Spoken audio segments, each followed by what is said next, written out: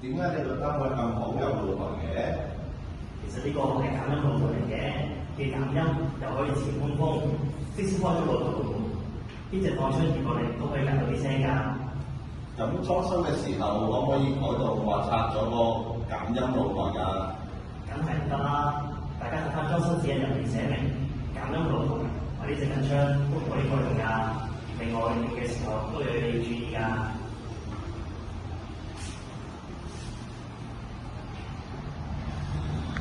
連開槍都有防蚊，梗係啦，例如呢隻燙槍燙過嚟嘅時候，個鎖拍上去要紅色，即係鎖咗；拍落嚟綠色就可以喐得㗎啦。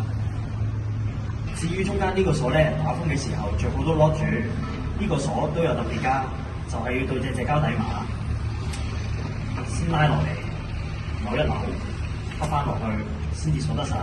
如果亂咁拍嘅話，壞咗就用唔到㗎啦。老頭仔們都有嘢要留意㗎，又有特別嘢。後面有個勾，開門嘅時候最好都好扣住佢啦。如果唔係大風時撞入到門，就有可能夾出隻手㗎啦。